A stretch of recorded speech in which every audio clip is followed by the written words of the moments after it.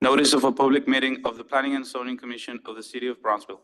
Pursuant to Chapter 551, Title 5 of the Texas Government Code, the Texas Open Meetings Act, notice is hereby given by the Planning and Zoning Commission of the City of Brownsville, Texas, has scheduled a regular meeting on Thursday, February 6, 2025 at 5:30 p.m.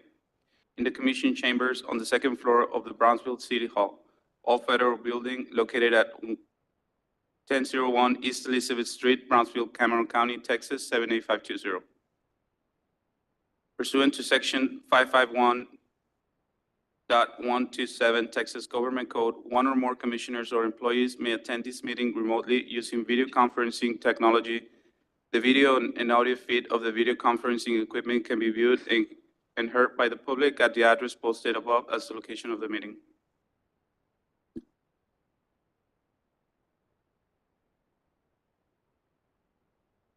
Right, Pledge of Allegiance.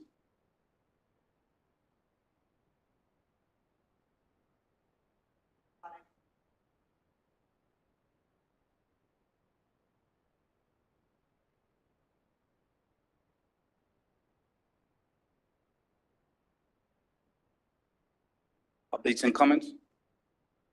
The only comment this evening, we have our legal team here. They will be presenting the first public hearing item. So Ms. Lena Chazon is here. No other comments. Thank you, Ms. Munoz. I'd like for us to state our name for the record. Start on my left. Ruben Obel. David Bencourt. Aida Rodriguez. Eliza Vasquez. Thank you. Approval of the minutes for the regular meeting on January 9th, 2025. I'll make a motion to approve. Seconded. We have a first and a second motion. All those in favor? Aye. All those opposed? Motion carries. Items for individual consideration. Consideration and action to grant a subdivision waiver for 24-FM 510 subdivision located in the extraterritorial jurisdiction of the City of Brownsville from the municipal planning process and solely proceeding with Cameron County jurisdiction. Item number 2, consideration and action to grant a subdivision waiver for Cisneros Gonzalez subdivision located in the extraterritorial jurisdiction of the City of Brownsville from the municipal planning process and solely proceeding with Cameron County jurisdiction. Item 3, consideration and action to grant a subdivision waiver for Galvan Investment subdivision located in the extraterritorial jurisdiction of the City of Brownsville from the municipal planning process and solely proceeding with Cameron County jurisdiction. And item number 4, consideration and action to grant a subdivision waiver for the Pine subdivision located in the extraterritorial jurisdiction of the City of Brownsville from the municipal planning process and solely proceeding with Cameron County jurisdiction. Staff does recommend the approval of the subdivision waivers for each of these subdivisions that all lie within the extraterritorial jurisdiction. And based on the desires of the applicants, they all want to proceed with Cameron County jurisdiction review. I'll need a motion. I'll make a motion to approve the consent agenda items. I second. We have a first and a second motion. All those in favor? Aye. Aye. All those opposed? Motion carries. Consent agenda items. Consideration and action, Villas at Alton Glore Master Plan. Consideration and action, Villas at Alton Glore Phase 1 Preliminary Plat. So for these two subdivisions, we do, or staff will find them complete subject to the completion of the red lines that are pending and any documents that are pending as well. We do want to point out that even though there are some items pending for these applications, the UDC does allow staff to put them or bring them before the board to be found complete so that the applicant doesn't have to wait an entire month for another meeting. So, based on those parameters, we find them complete, again, subject to the, finalization of anything that's pending on these records. So where exactly is this subdivision? It's on the corner of Paredes, Line Road and Alton Glore, right behind, the plaza that's on the corner directly across from, the abandoned Exxon, or what used to be the Exxon. The one that's gas gonna be station. a McDonald's? What's that? The one that's gonna be the McDonald's? Yes, correct. So this is directly behind? Across by the Resaca, behind Okay. the plaza, Okay. where the Domino's, and I think there's a Frost Yes, Bank. yes. Okay. So they're getting ready to break ground? Well, right now they're doing the planning process. Once they do the planning process, they'll break ground to install the infrastructure. Okay. I'll need a motion. Or do any commissioners have any questions? I'll make a motion to approve based on staff's recommendation. Second. We have a first and a second motion. All those in favor? Aye. All those opposed? Motion carries. Public hearings. Item number 1, public hearing and action on ordinance number 2025-235.110 to amend the Unified Development Code, UDC sections 4.4.3.d, commercial uses, 4.4.4 additional use standards, and Article 6 definitions for vape smoking shops and dealing with related matters. Good evening, Commission. My name is Lena Munoz. I'm an Assistant City Attorney here at the City of Brownsville.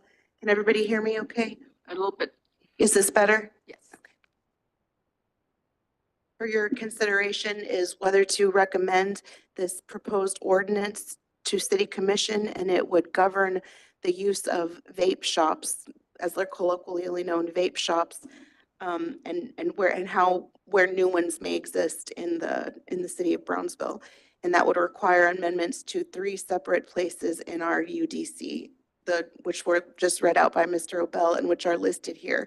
Sections 4.4.3D, 4.4.4, and the definitions in Article 6. This is effectuated similarly to how regulations of alcohol establishments are regulated. In general, it's going to prohibit new vape shops to be erected within 300 feet of a religious assembly and institution or education service establishment or hospital, or if the City Commission approves 1,000 feet from a public or private school. And this would only apply to new e-cigarette retail establishments. The current establishments would be grandfathered in, exempt, so that these amendments would not apply to them.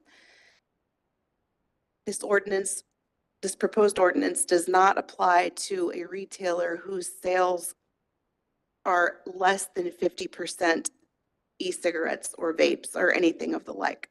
So, for example, a spa makes a bunch of money from services and products, and they have like one little area where they sell these types of items.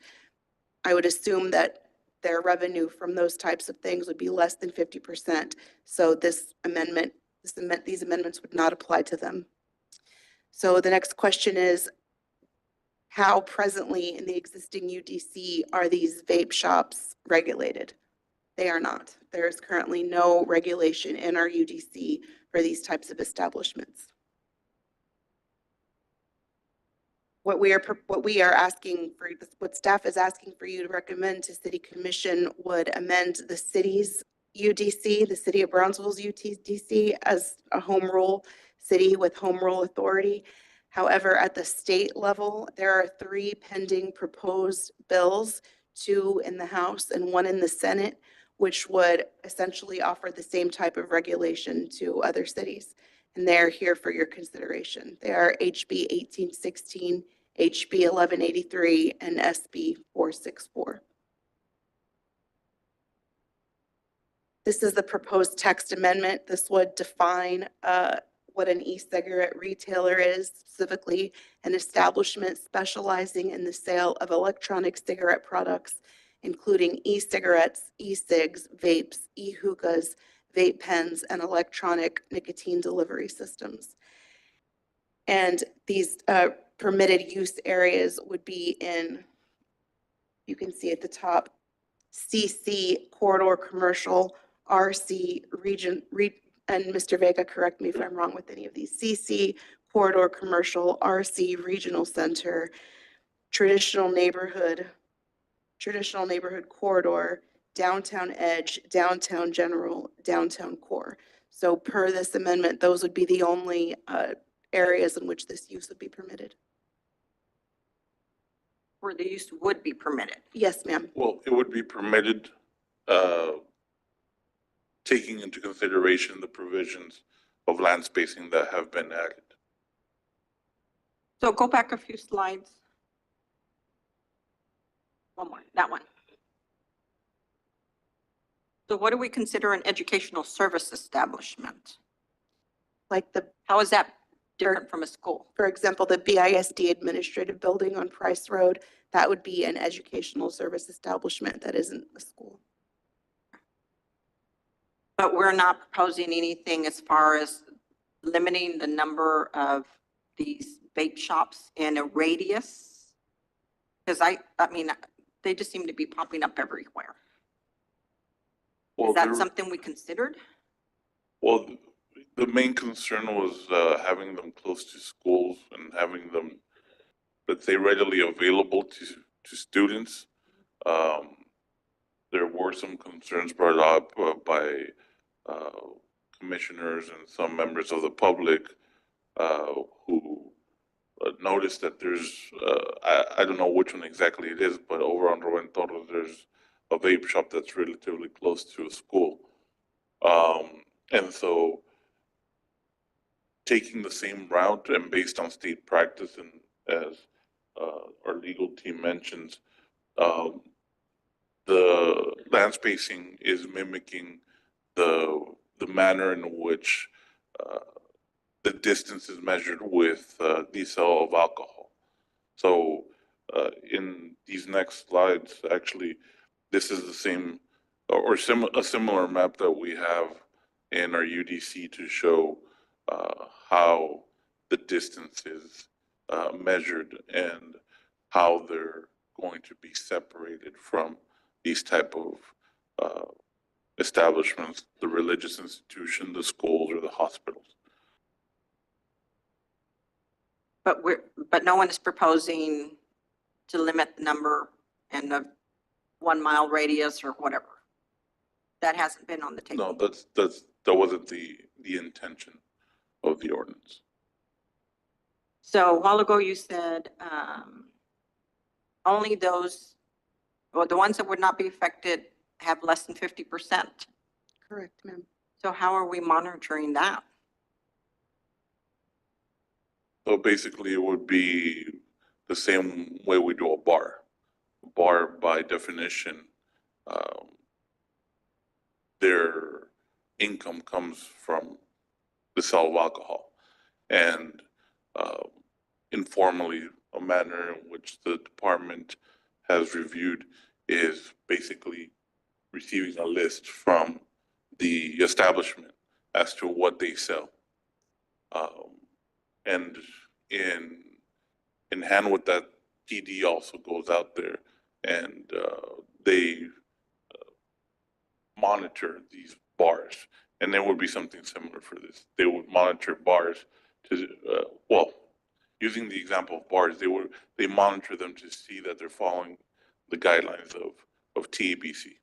So they would also monitor this.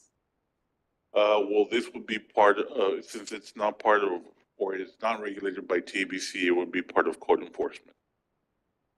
The department's code enforcement. I have a couple questions, Madam Chair. So this ordinance does not affect a vape shop that sells less than 50%. Is that correct? The exact language, sir, is whose gross receipts from the sale are less than 50%. Does not affect the Yes, less than 50% of e-cigarette sales, vapes. less than 50% of their total gross receipts.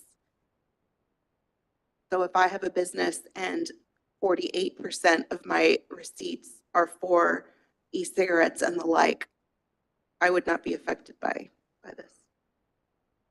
But if 51% of my gross receipts were e-cigarettes or the like, I would be. So a CBD shop that sells Delta 8, Delta 9 can open up within the parameters of this distance of the that says on the ordinance. Based on my understanding, sir,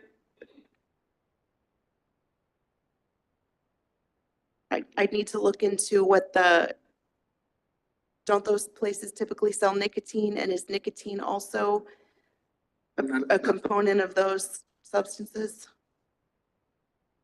CBD? I don't know. Give me, I have the proposal right here, sir. Give me one moment, please.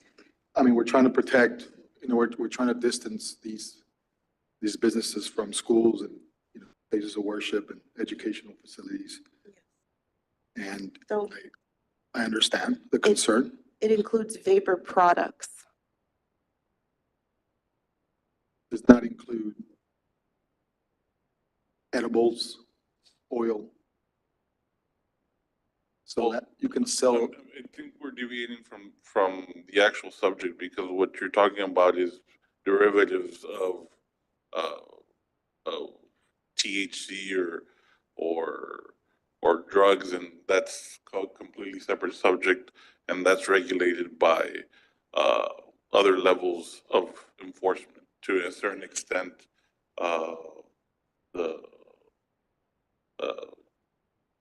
don't remember what the name of the agency is, but for this specific ordinance, it's related only to nicotine products. So that's my point. We're worried about nicotine. We're not worried about THC.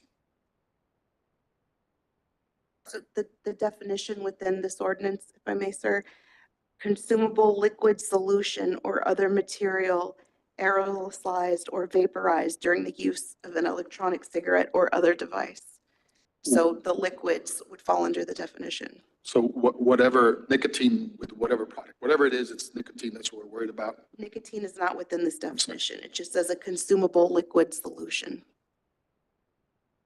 So basically, it's not regulating what you put inside the vape device, but rather the device The device itself. that Oh, okay. So that generates or that allows the inhalation. can you go back 2 slides, please?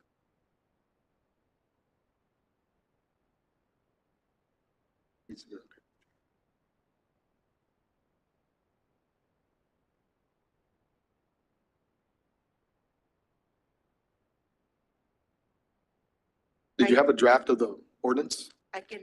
Was that provided to the commission? That has not been, but if you'd like, I can print some.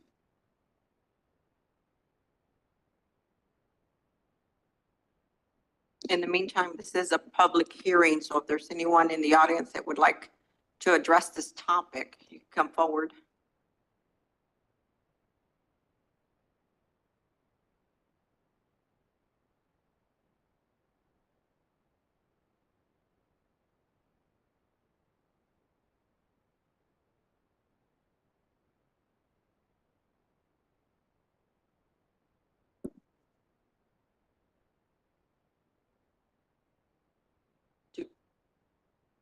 Do the commissioners have any other questions?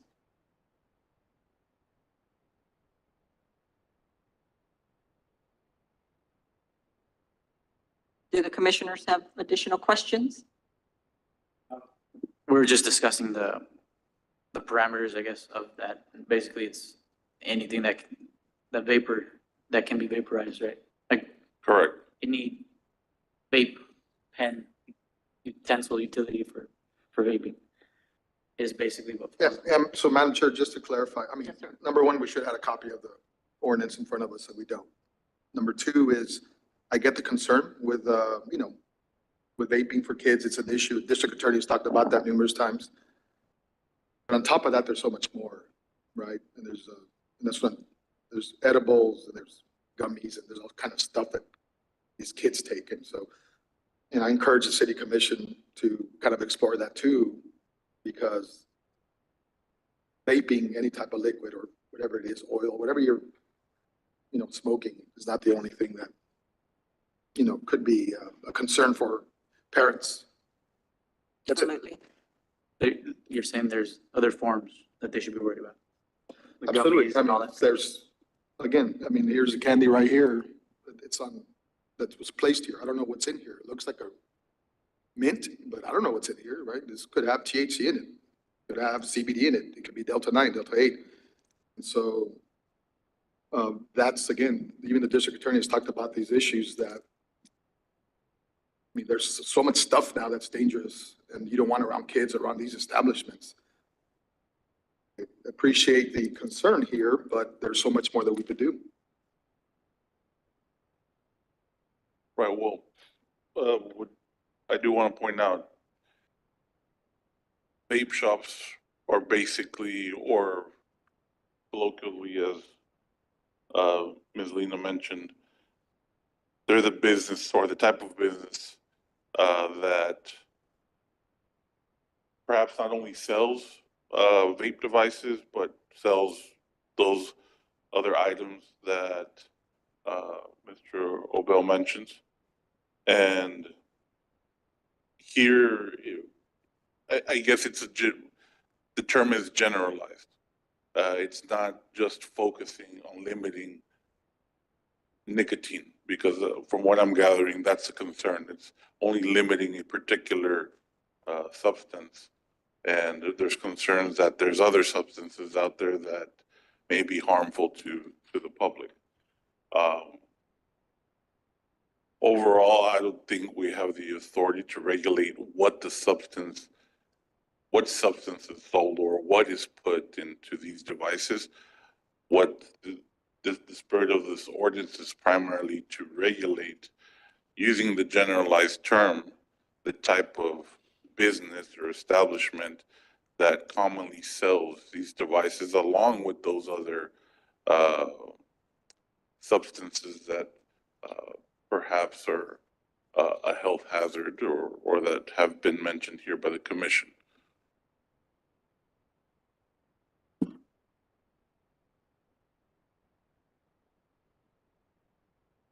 I think this is a great start, though, to start looking into these things.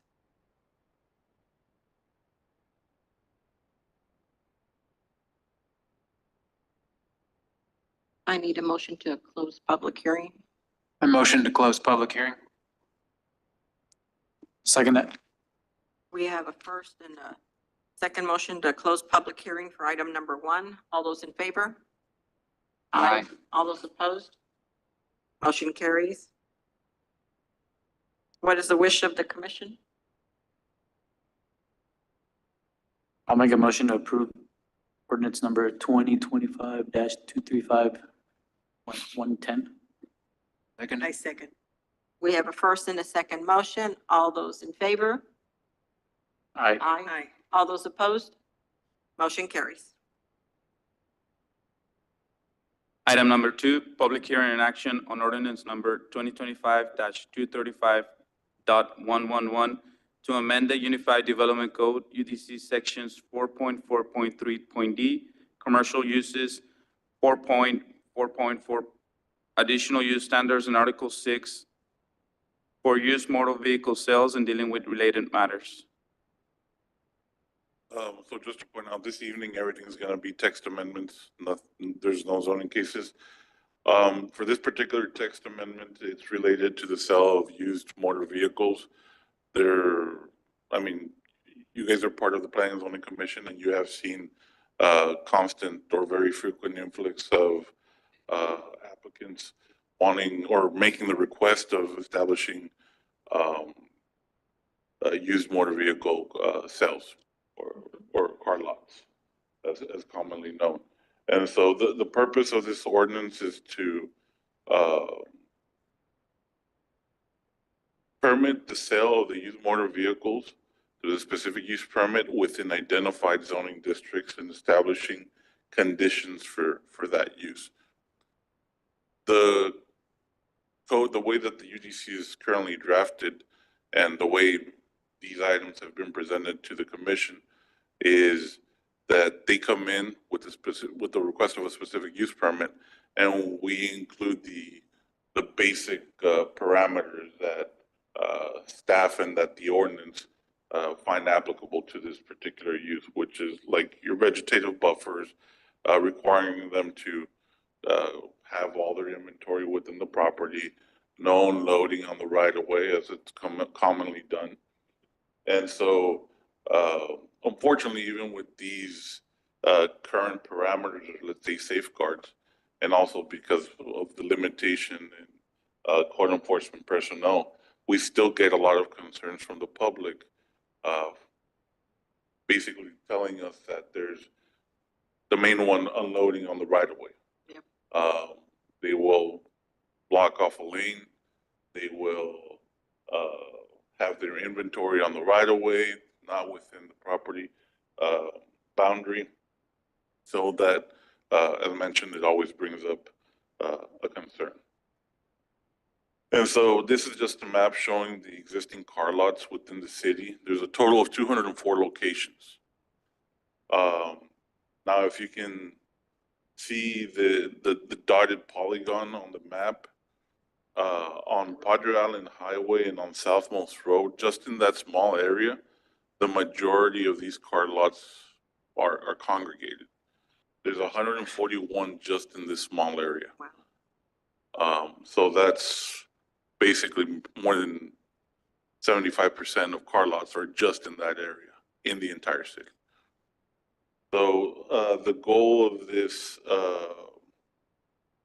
ordinance, and currently this is the way it's drafted, it basically says that the used motor vehicle sales is limited to regional center, only one zoning district, but they require to get the specific use permit. With the proposed amendment, because in conversations with the commission, with the city commission, the desire is to limit the existence of car lots to one particular area rather than continue allowing them to spread throughout the city.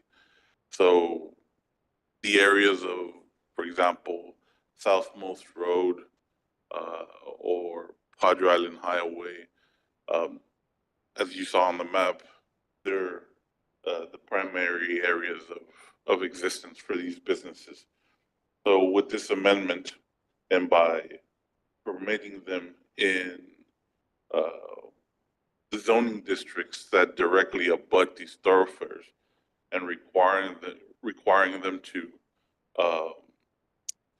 be restricted to these thoroughfares and to certain zoning designations, that will indirectly limit them. So aside from that, we're proposing that for properties fronting, let's say Southmost Boulevard and Padre Island Highway, where that's where we're going to propose continue constraining them, because that's where they majority exist, or that's where they exist in their majority. Whenever they abut these frontages, for example, they will be allowed as long as they do not abut residential districts, which are your RE, R1, R2, R3, or if the property is being used, even if it has another zoning, even if it's used by a single family duplex or a multifamily establishment. And it shall qualify, if it meets these parameters, it will qualify to proceed with the specific use permit to allow the sale of the used motor vehicles. Now, on point B, we mentioned that an existing used motor vehicle sales establishment holding a certificate of occupancy issued prior to the adoption of the UDC shall be considered legally nonconforming and may continue to operate as such until the operations of this business cease to exist. So basically, what the intention behind this amendment is again, to limit them to a particular area and to encourage or force that particular business model to look for properties that have always been used for that type of business. One main inquiry that we get at the city or at our office, we constantly see the rotation of this type of business. So it's usually transferred over from one property owner to another. And one person will rent out to a new business owner who wishes to open that type of use. So by putting these restrictions, it will, again, limit them to this particular area, not allow them to continue expanding throughout the city, but it will also give protection to residential homeowners who, unfortunately, sometimes, well, they buy into their property thinking it's going to be single family, and then all of a sudden they have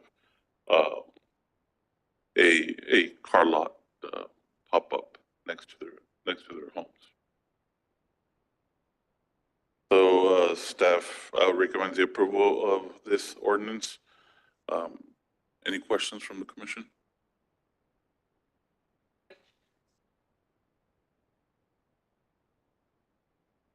I'm sorry.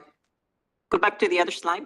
Oh, yes. If it's less than 6 months, basically their conformity, and that's as per state law, the parameter is 180 days or 6 months. Okay. If they don't cease their operations, or they, sometimes what we've seen is they do a transfer in ownership and there's a pause of maybe a month, 2 months, we have to let them continue because the use is still, let's say, using the term loosely, it's grandfathered on that particular property.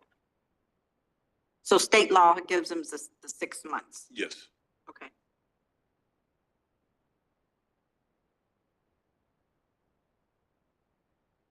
Ladies and gentlemen, this is a public hearing. If there's anyone in the audience that would like to speak on this topic, you can come forward.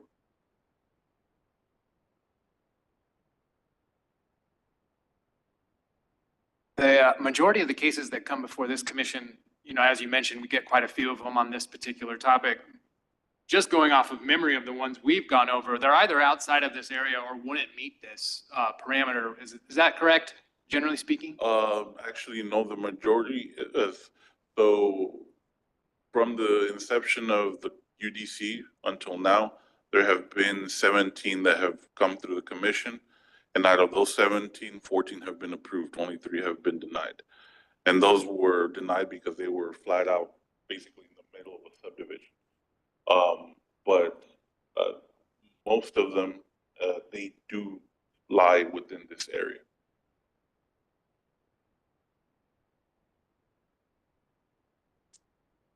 So Padre Island Highway is defined as what area? From the expressway to the Port of Brownsville? Right, the entire corridor named Padre Island Highway. So not from the expressway to the downtown bridges? Right, so basically where where Southmost hits International, and from that point on south, or I'm sorry, to the east, all of that stretch of the corridor. Where Southmost hits International? I see the map Southmost again. hits International. The map again? Yeah.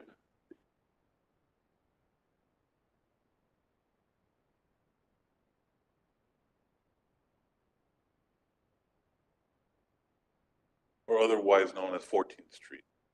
Right, okay. I need a motion to close public hearing. I motion to close public hearing. Seconded? We have a first and a second motion to close public hearing for item number 2. All those in favor? Aye. All those opposed? Motion carries. Does the commission have any other questions?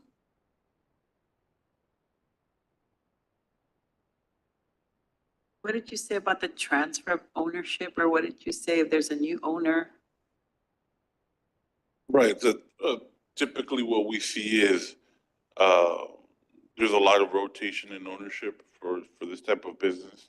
Or there will be a car lot owner who has, let's say, space on their car lot and they want to lease out to someone else.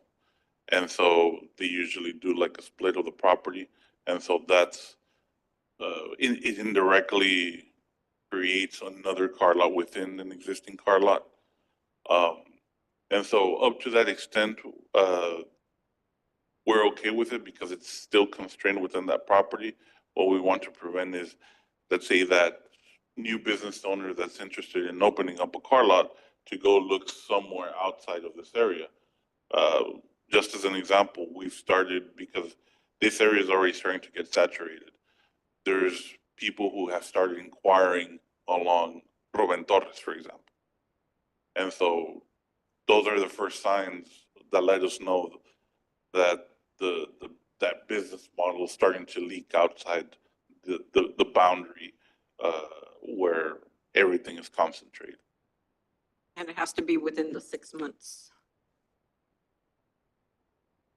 What is the wish of the commission?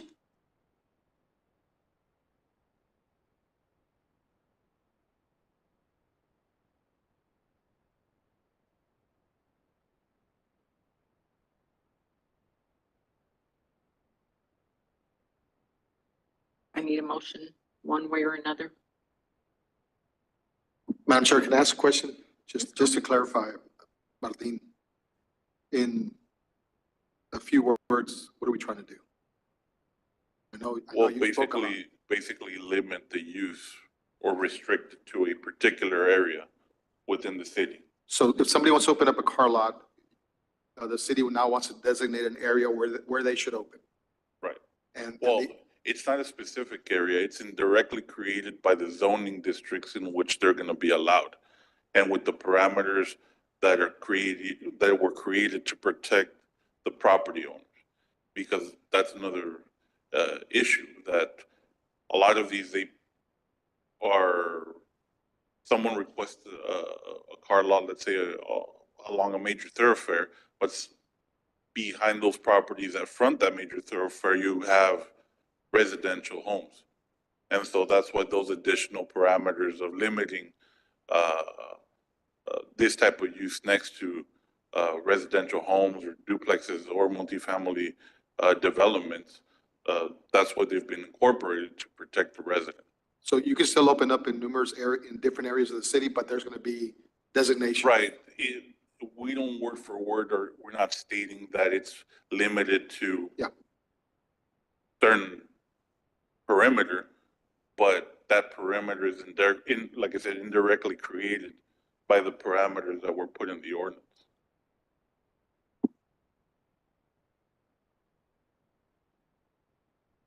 Madam Chair, I make a motion to approve this item. I'll second that. We have a first and a second motion. All those in favor? Aye. Aye. Aye. All those opposed? Motion carries.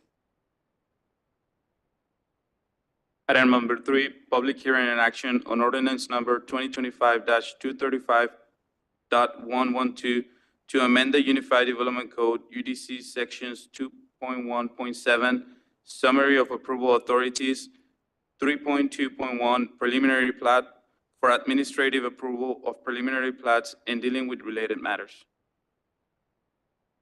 So just to provide some context on this particular text amendment, at the 88th legislative session, which occurred back in 2023, there was a bill presented, a House bill, which is House Bill 3699. It was presented and it was later approved. Basically, there were,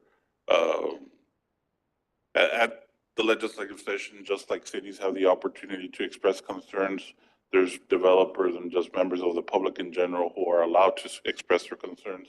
And one of them was mainly the delay to development processes that are imposed by a city through their approval procedures for whether it be a zoning case or whether it be a plat. And so what this bill does is it gives the city the option to designate a certain, let's say in this case, department, the planning department, to administratively approve the plats. So plats wouldn't be coming to the board anymore. Everything would be approved through the administrative process at staff level. So basically the intention of this text amendment is to, again, administratively approve plats, specifically preliminary plats, final plats, and minor plats. It is intended to promote a more efficient approval process and reduce the plat approval turnaround time. One of the main things that developers at the legislative session were concerned about, again, is the time frame. We're having to wait for an entire month for a meeting to get their items approved and so that they could move on. So this text amendment would apply to all new preliminary, final, and minor plats. And this is just an excerpt of the House bill that was presented at the 88th legislative session.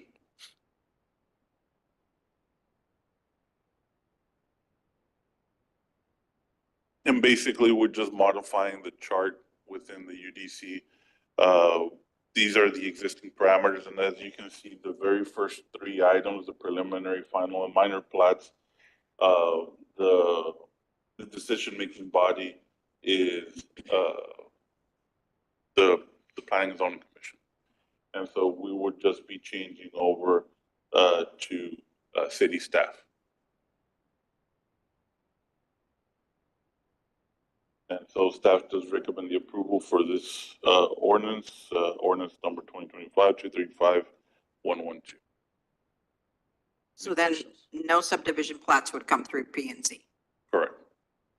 It's basically the ones that you bring them up to here once you've already looked them through. Right. Approved them. So it basically just taking out our check off. Correct. Can you go back to the bill language, please? Question for maybe legal. Do you, I mean, just, I'm sure the city still has a way of, I mean, I appreciate what, trying to speed up the process, but I'm sure the city still has a process to identify, bad actors, developers. Is there a process in place to do that? Well, I can answer that question. So yes, there's no way, or there's no rubric to identify a good or a bad developer. The way let's say we do quality control is by reviewing and distributing plans to the different reviewing entities. The city, let's say, making sure that it complies with state parameters, that it has proper infrastructure, that it has proper access management, drainage. On the utility side, when PUB reviews, they make sure that the design of the infrastructure, whether it be the water lines, the sewer lines, that they're designed accordingly and to best practice to make sure that that development or that infrastructure for that development will last for at least a year of 30 years as per the service agreement that's required by law. So if, I guess to answer your question, yes, that would be the process of vetting these subdivisions and making sure that they're in compliance. Okay, thank you. So then the city commission wouldn't look at these subdivision plats either? No, actually, city commission never looks at plats. It's only the Planning and Zoning Commission. Ladies and gentlemen, this is a public hearing. If there's anyone in the audience that would like to speak to this topic, they can come forward.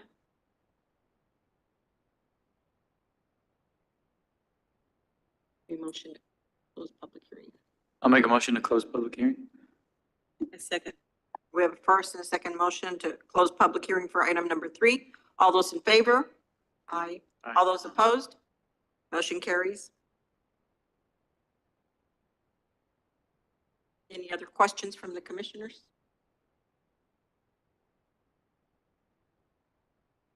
Item number 4, public hearing and action on ordinance Haven't- number, Oh, we didn't make a motion. We haven't voted on it yet. I'll make a Apologies. motion. I'll make a motion to approve. Second. We have a first and a second motion to approve item number 3. All those in favor? Aye. All those opposed? Motion carries. All right. Item number 4. item number 4, public hearing and action on ordinance number 2025-235.113 to amend the Unified Development Code, UDC sections 4.4.3.d, commercial uses, 4.4.4, additional uses standards, and Article 6 definitions for fuel pump stations and dealing with related matters. So this is a text amendment to basically regulate the location of fuel pump stations. There has recently been concerns brought up, basically the prevalence of this type of use on every intersection. There's some intersections that even have up to 3 fuel pump stations at that particular cross section. And so, as per guidance from City Commission and City Manager's Office, we were asked to come up with some language or a text amendment to limit this type of use. And so the purpose is to incorporate regulations and definitions for fuel pump stations. The goal is to enhance aesthetics and visual quality of primary city corridors, promote redevelopment, refurbishment of existing fuel pump stations that are abandoned or in disrepair, and then limiting the number of fuel pump stations at intersections to 1 per intersection.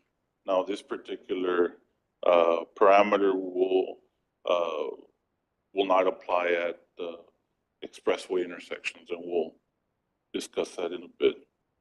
And so this will apply to all new fuel pump stations.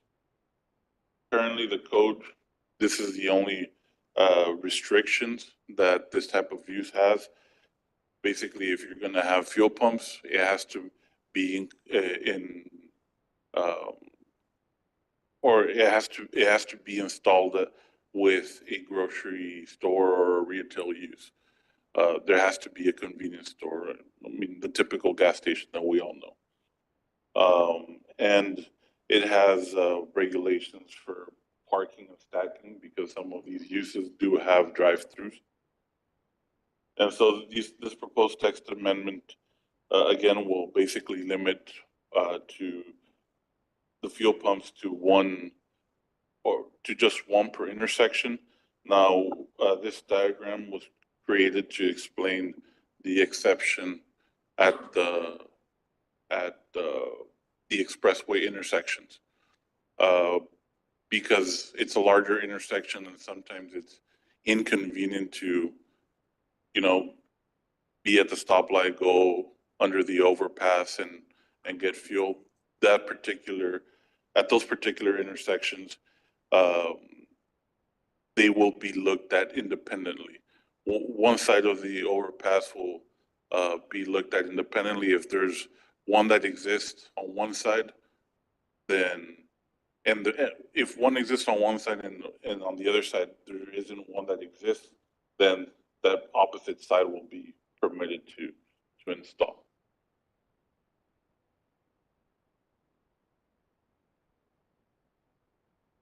And additionally, we're just incorporating the definition for fuel pump stations so that it's defined within the code.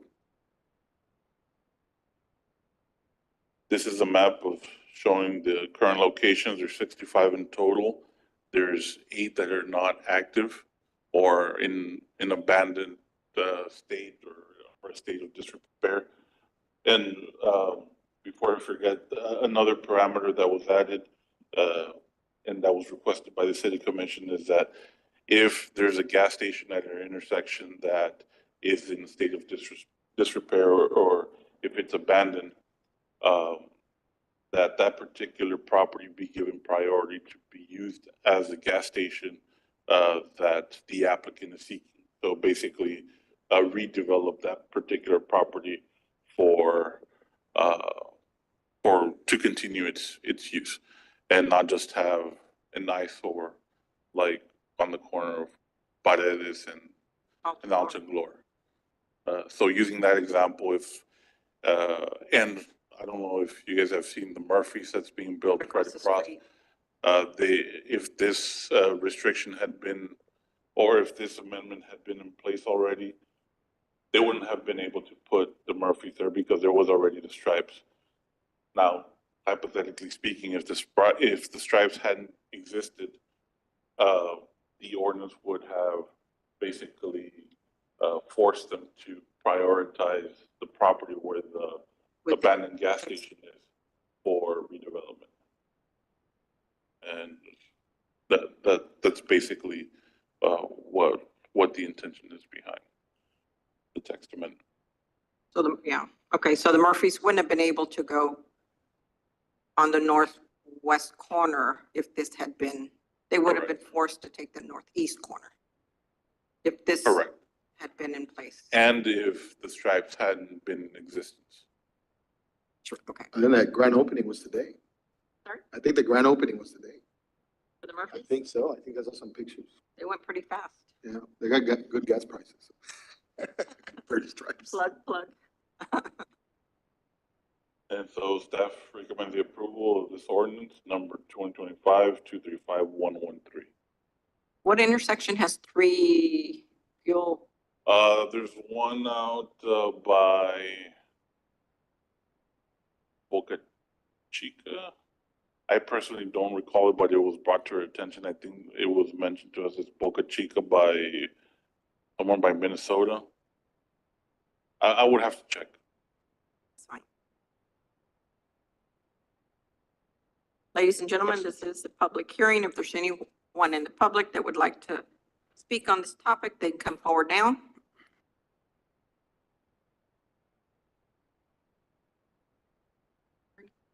A motion to close public hearing. I'll second that. We have a first and a second motion to close public hearing for item number 4. All those in favor? Aye. All those opposed? Motion carries. Commissioners have any additional questions? I don't, Madam Chair. I make a motion to approve item number 4. I second that motion. We have a first and a second motion to approve item number 4. All those in favor? Aye. Aye. All those opposed? Motion carries. Item number 5, public hearing and action on ordinance number 2025-235.114 to amend the Unified Development Code, UDC sections 4.6.2 parking and Article 6 definitions for the replacement of semi-trailers on unimproved lots and dealing with related matters. So this amendment is to address, to indirectly address the constant complaints that we have, especially during election season. I'm pretty sure you have seen around the city the 18-wheeler containers with signs, political signs stamped to them.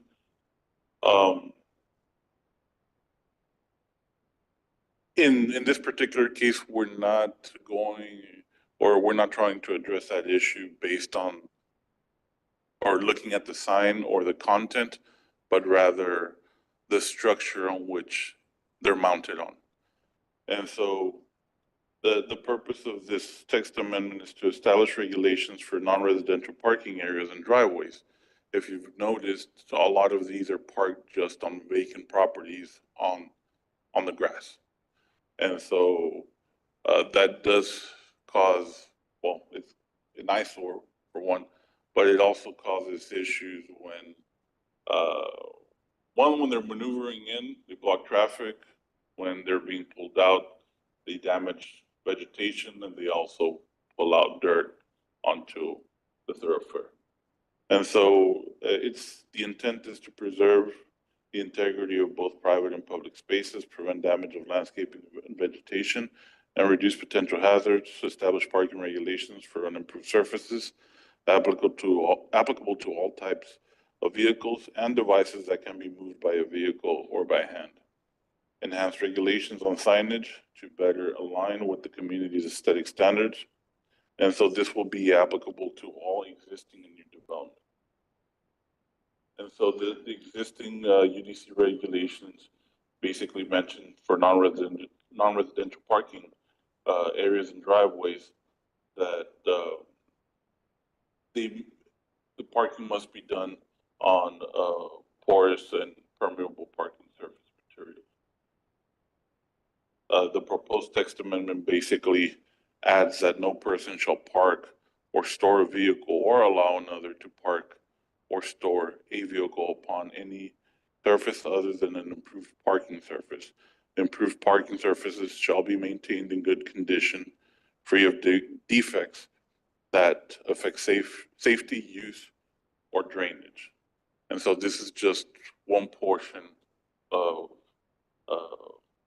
the amendment that will indirectly take care of these type of structures or signage. So in the UDC section where it talks about signs, there's this particular example of a portable sign. However, the explanation or the description that lies within the prohibited sign section, it's to an extent weak and doesn't give us enough authority to enforce these types of situations or prohibit. And so this proposed text amendment basically reads a sign whose principle, a portable sign, and this again will fall within the prohibited sign section. A sign whose principal supporting structure is intended by design, use, or construction to be used by resting upon the ground for support and which may be easily moved or relocated for reuse. Portable signs shall include but not limited to signs mounted upon or designed to be mounted upon a trailer, bench, wheeled carrier, or other mobile structure with or without wheels, and A-frame and other similar signs resting or leaning on the ground or other structures, but not permanently attached thereto. So all of that, or that description would cover the containers on which these political signs are stamped on. And so staff recommends the approval for ordinance number 2025-235.114. Any questions? So does this only address political signs? What about those lots that people use? And I'm thinking of one right now, a commercial lot. It just has grass and and the owners are parking semi-trucks there. Well, this is not meant to just go after the political signs. And just to clarify, we want to stay away as much as possible from that idea. We're not going after signs or after content. What the code is looking to do is to control the parking of vehicles on unimproved surfaces. So by establishing the requirement of having to have a permeable surface, an impermeable surface on which these vehicles or trailers are parked on, most of these people are not gonna want to go through the investment of improving a site just to park a temporary sign or just to park temporary vehicles.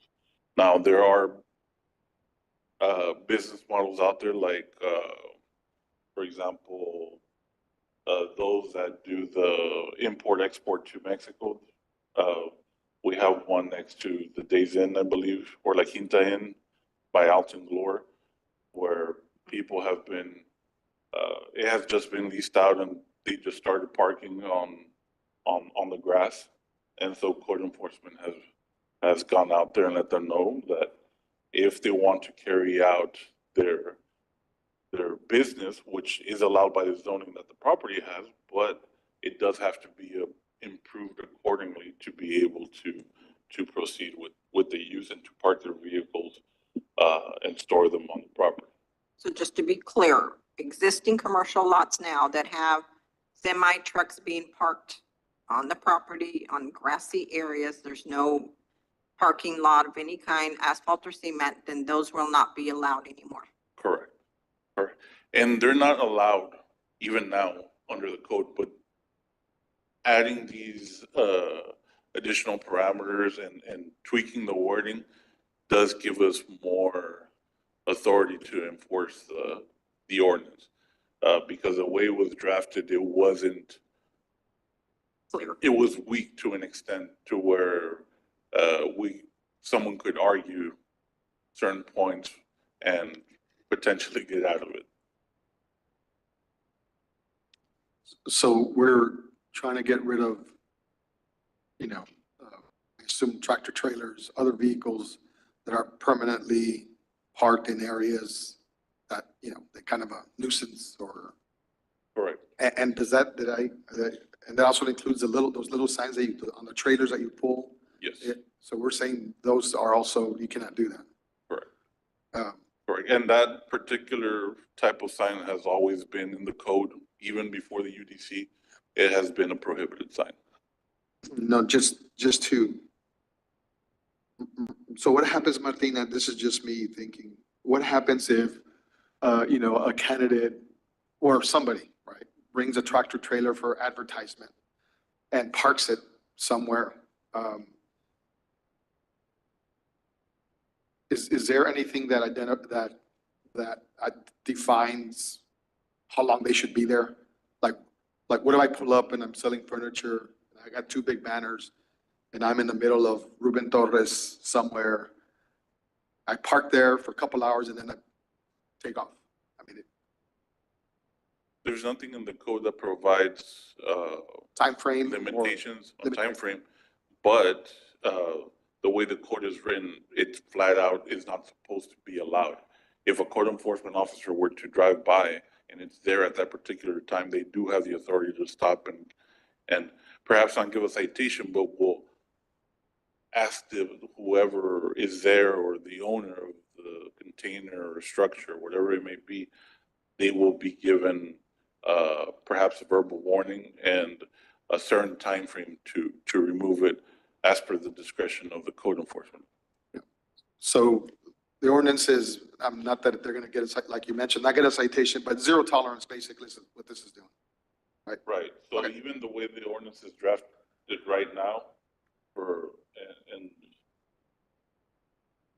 and what applies to non-residential areas, any parking on a non-residential property must have an impermeable surface or an improved surface to be able to park on it. Okay, thank you. So it's the same thing for residential lots? Yes. I mean, you have your neighbor that happens to be a truck driver and he's bringing his 18-wheeler home every night and parking it half Yes. on the street, half on his grass or whatever. Yes, this would be applicable. The only concern I have is how many code enforcement officers do we have? We're still short one for a city this size. He Right can't now, be we're in the everywhere. process of hiring one more, but we definitely need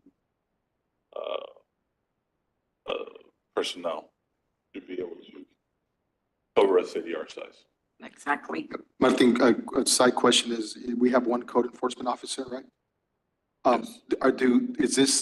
Is this one code code enforcement officer, also responsible to enforce, the restrictions on water during, the different levels of drought? Is that the No. same person? No, this is, for that type of enforcement, it's completely different and it's Okay. being done through, PUB, like people that go read the meters, if they see you watering, they may Okay. tell you something. This is a public hearing. If there's anyone in the audience that would like to speak to this topic, they can come forward. Make a motion to close public hearing? I second. We have a first and a second motion to close public hearing for item number 5. All those in favor? Aye. All those opposed? Motion carries. I will make a motion to approve. I second. We have a first and a second motion to approve item number 5. All those in favor? Aye. Aye. All those opposed? Motion carries. Make a motion to adjourn. Second? I make a motion to adjourn. We have a first and a second motion to close our meeting at 6:38. All those in favor? All those opposed? Meeting closed. Thank you, everybody. Thank you, Ms. Munoz, for being here.